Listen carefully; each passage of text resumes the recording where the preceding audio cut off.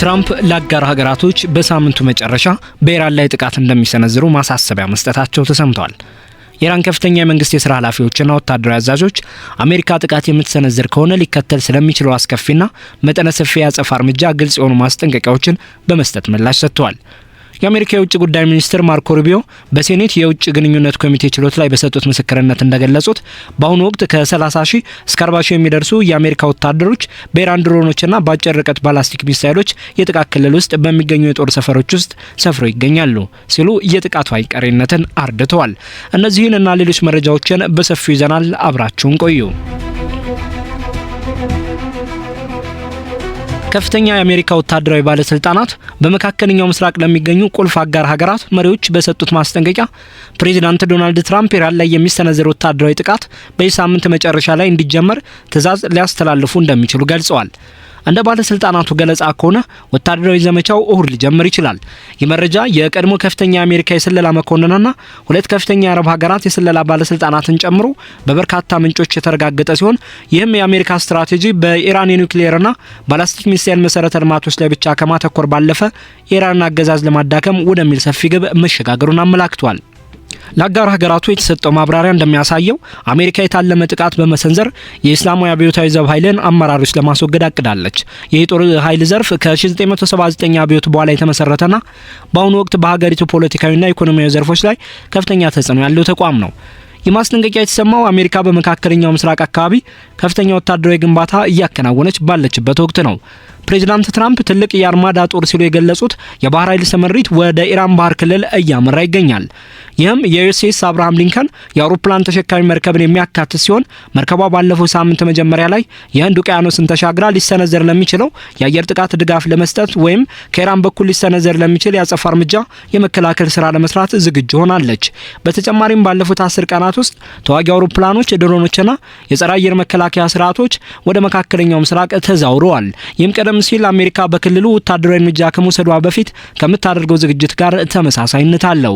የፔንታጎን ባለስልጣናት እንደገለጹት እነዚህ እንቅስቃሴዎች ከተመረጡ የኢራን ወታደራዊ አዛዦችና የደህንነት ኃይሎች ላይ ከሚሰነዘሩ ጥቃቶች ጀምሮ እስከ ሚሳኤል ጣቢያዎችና የመንግስት ተቋማት ድረስ የሚዘልቁ የተለያዩ አማራጮችን ተግባራዊ ለማድረግ ታስበው የተደረጉ ናቸው። ለዚህ ሊወሰድ ለታሰበው ጥቃት አሜሪካ የምታቀርበው ምክንያት ባለፉት ሳምንታት ለውጥ አሳይቷል።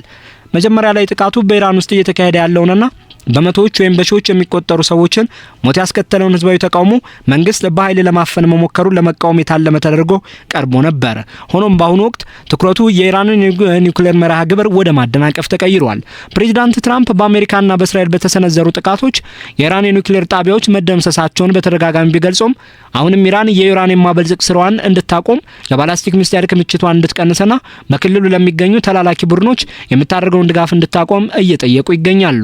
የአሜሪካ ጥያቄዎች የተቃዋሚዎችን ግድያ ማቆምን የሚጨምር ሲሆን ትራምፕ የኒውክሌር መርሃ ግብር ማቆምና ተቃዋሚዎችን መግደል ማቆም ወታደራዊ እርምጃን ለማስቀረት የማይደራደሩባቸው ቅድመ ሁኔታዎች መሆናቸውን አጽንኦት ሰጥተዋል። የአሜሪካ ንግድ በቅርበት የሚያውቁ ምንጮች እንደሚያመለክቱት ጥቃቱ ከተፈቀደ ከወታደራዊ ኢላማዎች ባለፈ የአገዛዝ ለውጥ እንደሚመጣ ምቹ ሁኔታዎችን ለመፍጠር ያለመ ይሆናል። ለአረብ መንግስታት አማካሪ የሆኑትና ከትራምፕ አስተዳደር ጋር በመካከለኛው ምስራቅ ፖሊሲ ላይ መደበኛ ባልሆነ መንገድ የሚመካከሩት የቀድሞ የስለላ መኮንን እንደገለጹት የዘመቻው ማዕከል የአገዛዙን አመራሮች ማስወገድ ላይ ያተኮረ ነው። የእስላማዊ አብዮታዊ ዘብ ኃይል መሪዎች ላይ የሚሰነዘረው ስኬታማ ጥቃት አዲስ ህዝባዊ ተቃውሞን በማቀጣጠል የመንግስት ውድቀትን ያስከትላል ተብሎ ይጠበቃል። ይህ አካሄድ መንግስት ከፍተኛ ኃይል እርምጃ ቢወስድም እስካሁን በቀጠለው የኢራን ህዝባዊ ተቃውሞ ላይ ተመስርቶ የታቀደ ሲሆን የእስራኤሉ ጠቅላይ ሚኒስትር ቤንያሚን ኔታንያሁ እስራኤል በቴህራን ለምዕራባውያን ወዳጅ የሆነ መንግስት ለመመስረት ልትረዳ እንደምትችል ለትራምፕ ከገቡት ቃል ጋር እየተጣጣመ ነው።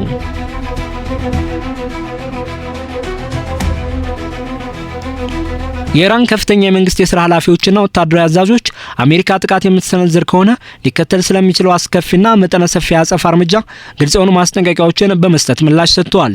የኢራን ጦር ቃል አቀባይ ብርጋዴር ጀነራል መሐመድ አክራሚኒያ በመንግስት ቴሌቪዥን ቀርበው በሰጡት መግለጫ ማንኛውም የአሜሪካ ወታደራዊ ኦፕሬሽን ወይም ወታደራዊ እንቅስቃሴ በመላው ቀጠናው እንደሚዛመትና የእስራኤልን ግዛቶች እንዲሁም የአሜሪካ የጦር ሰፈሮችን የሚያስተናግዱ ሀገራትን እንደሚያካትት ገልጸዋል። እንደ ጀነራሉ ገለጻ እነዚህ ሁሉ ኢላማዎች በኢራን የሚሳኤልና የድሮን ጥቃት ክልል ውስጥ የሚገኙ ናቸው። የማስጠንቀቂያ ኢራን ቀደም ቀደም ሲል ሁኔታዎች እንዳይባባሱ ጥቃቶች ከመፈጸማቸው በፊት ምልክት የመስጠት ስልቷን መቀየሯን ተነግሯል። ይህ ቀደም ሲል የእስራኤልን የግድያ እርምጃዎች ተከትሎና በሰኔ የቦምብ ጥቃት ዘመቻ ወቅት ሁኔታዎችን ለማርገብ ጥቅም ላይ የዋለ ስልት ነበር። በቴህራን ዩኒቨርሲቲ ፕሮፌሰር የሆኑት ዶክተር ፉአድ ዛዲ እንዳብራሩት የኢራን ወታደራዊ አመራር እንዲህ አይነቱን ራስን የመግታት ስልት በአሁኑ ወቅት ውጤታማ እንዳልሆነ ይገነዘባሉ። ለዚህም እንደ ምክንያት የሚያቀርቡት ይህን ስልት በተግባር ላይ የዋሉ ባለስልጣናት መገደላቸውን ነው። በዚህ ምክንያት የኢራን ጦር በማንኛውም ማጸፋዊ እርምጃ ቢያንስ የ500 አሜሪካውያንን ህይወት የመቅጠፍ ግብ አስቀምጦ እየተንቀሳቀሰ ይገኛል። ኢራን የታጠቁ ኃይሎች በአሁኑ ወቅት በከፍተኛ ተጠንቀቅ ላይ የሚገኙ ሲሆን የጥቃት ዛቻቸውን በባህረ ሰላጤው አካባቢ ለሚገኙና ለመካከለኛ ርቀት ሚሳይሎች ተጋላጭ ለሆኑት የአሜሪካ የአውሮፕላን ተሸካሚ መርከቦችና የጦር ሰፈሮች ጭምር የሚተርፍ ነው። የሉል መሪው አያቶላህ አሊ ኻሜኒ አማካሪ የሆኑት አሊ ሻምጃኒ ማንኛውም የአሜሪካ ትንኮሳ በአሜሪካ በእስራኤልና ድጋፍ በሚሰጡ ንብረቶች ላይ ተመጣጣኝ ጥቃት እንደሚያስከትል በድጋሚ አረጋግጠዋል። የውጭ ጉዳይ ሚኒስትር አባስ አራክቺ በኢስታንቡል ከቱርክ አቻቸው ሀካም ፊዳን ጋር በሰጡት ጋዜጣዊ መግለጫ ኢራን ለማንኛውም አይነት ጦርነት ዝግጁ መሆኗን ገልጸዋል። ሆኖም ግን ወታደራዊ ዛቻዎች በሌሉበት ሁኔታና የሚሳኤል አቅምን የማይመለከቱ ውይይቶች እስከሆኑ ድረስ ለኒውክሌር ድርድሮች ክፍት መሆናቸውን ጠቁመዋል። አራክቺ የኢራን የመከላከያና የሚሳኤል መርሃ ግብሮች በፍጹም ለድርድር የማይቀርቡ መሆናቸውን አጽንኦት ሰጥተው ተናግረዋል። ይህም አሁን ባለው ቀጥተኛ ያልሆነ ግንኙነት ውስጥ እንደ ትልቅ መሰናክል ተቀምጧል። በሌላ በኩል የቀጠናው አጋር ሀገራት ሊከተል የሚችለውን አስከፊ ውጤት በመፍራት ሁኔታውን ለማርገብ ከፍተኛ ጥረት እያደረጉ ይገኛሉ። ሳውዲ አረቢያ በሉል መሐመድ ቢን ሰልማንና በኢራኑ ፕሬዝዳንት መስዑድ ፔዜሽኪያን መካከል የተደረገውን የስልክ ውይይት ተከትሎ አሜሪካ በኢራን ላይ ጥቃት ለመሰንዘር የሳውዲን የአየር ክልል እንዳትጠቀም በግልጽ አግዳለች። የተባበሩት አረብ ኤምሬትስም ተመሳሳይ መግለጫ በማውጣት ለአየር ክልሏና ለባህር ክልሏ ፈቃድ እንደማትሰጥ አስታውቃለች። እነዚህ አቋሞች የባህረ ሰላጤው ሀገራት ከኢራን በኩል ሊሰነዘር የሚችለውን አጸፋዊ ጥቃት ምን ያህል እንደሚሰጉ የሚያሳዩ ናቸው። አንድ የአረብ ዲፕሎማት እንደገለጹት አጋር ሀገራት ዋሽንግተን ሆነች ቴህራን ከፍተኛ ትዕግስት እንዲያሳዩ ግፊት እያደረጉ ነው ብለዋል። ከወታደራዊ ዝግጅት ጎን ለጎን ዲፕሎማሲያዊ ጥረቶችም ተጠናክረው ቀጥለዋል። የአራክቺ የቱርክ ጉብኝት የአሜሪካ የኢራንና የቱርክ ተወካዮችን ያካተተ የሶስትዮሽ ድርድር መንገድን ለመክፈት ያለመም ነው። ሌሎች የክልሉ ኃይሎች ግብፅን፣ ፓኪስታንንና ተጨማሪ ባህረ ሰላጤው ሀገራትን ጨምሮ ግጭቱን ለመከላከል ከፍተኛ የዲፕሎማሲ ስራ ላይ ይገኛሉ። የሳውዲው የመከላከያ ሚኒስትር ካሊድ ቢን ሳልማን ከአሜሪካ የውጭ ጉዳይ ሚኒስትር ማርኮ ሩቢዮ ጋር ስለ ሰላም ውጥኖች የተወያዩ ሲሆን በኦማን በኩል የሚደረጉ ቀጥተኛ ያልሆኑ ንግግሮችም ቀጥለዋል። ምንም እንኳን እነዚህ ሁሉ ጥረቶች ቢኖሩም የአሜሪካ ባለስልጣናት ባለፈው ሳምንት በተደረጉ ድርድሮች ምንም አይነት መሻሻል አለመኖሩንና ኢራን በዩራኒየም ማበልጸግ ወይም በሚሳኤል ገደብ ላይ ያላትን አቋም ለማለስለስ ፈቃደኛ ለመሆኗን ገልጸዋል። አሁን ያለው ሁኔታ እጅግ አሳሳቢ ደረጃ ላይ የደረሰ ሲሆን በሁለቱም ወገኖች በኩል የሚሰነዘሩት የኃይል እርምጃ ዛቻዎች የቀጠናውን ሰላም አደጋ ላይ ጥለዋል። ኢራን በወታደራዊ በኩል ያሳየችው የቁርጠኝነት አቋም እንዲሁም አሜሪካ የምትከተለው ጥብቅ የቅድመ ሁኔታ ስልት ለዲፕሎማሲያዊ መፍትሄዎች ጠባብ ዕድል ብቻ ጥለዋል። የአካባቢው ሀገራትም የየራሳቸውን ደህንነት ለመጠበቅ ሲሉ ከአሜሪካ ጋር ያላቸውን ወታደራዊ ትብብር ገደብ እንዲኖረው እያደረጉ ይገኛሉ። ይህም አሜሪካ ሊኖራት የሚችለውን ወታደራዊ አማራጭ ይበልጥ ውስብስብ ያደርገዋል። ሁኔታው በዚሁ የሚቀጥል ከሆነና የዲፕሎማሲው መስመር ፍሬ የማያፈራ ከሆነ መላውን መካከለኛ ምስራቅ ወደማይታወቅ ጦርነት ሊያስገባ የሚችልበት አጋጣሚ ሰፊ ሆኗል። የኢራን መሪዎች የመጨረሻ ውጤት ምንም ይሁን ምን ለሀገራዊ ክብርና ደህንነት ማንኛውንም መስዋዕትነት እንከፍላለን የሚለው አቋማቸው ግጭቱ ከተቀሰቀሰ የሚኖረው ሰብአዊና ቁሳዊ ውድመት እጅግ ከፍተኛ እንደሚሆን ማሳያ ነው። በተለይም የአሜሪካ ወታደራዊ ጦር መርከቦችና የአየር ኃይል ካምፖች የኢራን ሚሳኤሎች ቀጥተኛ ኢላማ መሆናቸው ቀጣዩ ሳምንት ለዓለም አቀፉ ማህበረሰብ ከፍተኛ የጭንቀት ጊዜ እንዲሆን አድርጎታል። በመካከለኛው ምስራቅ ቀጠና ውስጥ የሚገኙት የአሜሪካ ጦር ኃይሎች ለጥቃት ተጋላጭ መሆን አሜሪካ ኢራን ላይ ልትሰነዝረው ላሰበችው ወታደራዊ እርምጃ ተጨማሪ ውስብስብነትን እየፈጠረ ጉዳይ ሆኗል። የአሜሪካ የውጭ ጉዳይ ሚኒስትር ማርኮ ሩቢዮ በሴኔት የውጭ ግንኙነት ኮሚቴ ችሎት ላይ በሰጡት ምስክርነት እንደገለጹት በአሁኑ ወቅት ከ30 ሺህ እስከ 40 ሺህ የሚደርሱ የአሜሪካ ወታደሮች በኢራን ድሮኖችና በአጭር ርቀት ባላስቲክ ሚሳኤሎች የጥቃት ክልል ውስጥ በሚገኙ የጦር ሰፈሮች ውስጥ ሰፍረው ይገኛሉ።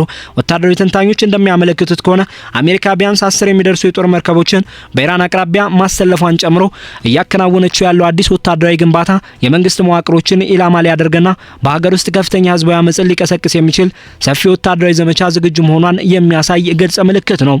ሰፋ ያሉ የቀጠናዊ ፖለቲካና የደህንነት እንቅስቃሴዎችም የሁኔታውን አሳሳቢነት ይበልጥ ከፍ አድርገውታል። እስራኤል በኢራን ውስጥ የሚካሄዱ ህዝባዊ ተቃውሞችን በቅርበት መከታተሏና ጠቅላይ ሚኒስትር ቤንያሚን ኔታንያሁ ለአሜሪካ ወታደራዊ እርምጃ ያላቸው ግልጽ ድጋፍ በሁለቱ ሀገራት መካከል ሊኖር የሚችለውን ጥብቅ ቅንጅት ግልጽ አድርጎታል። የእስራኤል ባለስልጣናት የአየር ኃይል ጥቃት ብቻውን የኢራንን አገዛዝ ለመጣል በቂ ላይሆን እንደሚችል ቀደም ብለው ማስጠንቀቂያ ሰጥተዋል። በሌላ በኩል የአውሮፓ ህብረት በኢራን ውስጥ የተነሳውን ህዝባዊ ተቃውሞ ተከትሎ በተወሰደው የኃይል እርምጃ ምክንያት በጣለው ማዕቀብ ቀጥሎ የእስላማዊ አብዮታዊ ዘብ በሽብርተኝነት በመፈረጅ በቴህራን ላይ ያለውን ጫና አሳድጓል። ኢራን በበኩሏ የአውሮፓ ህብረት አባል ሀገራት ጦር ሰራዊቶችም ሽብርተኛ ብላ ለመሰየም በማስፈራራት እያጸፋ ምላሽ ሰጥታለች።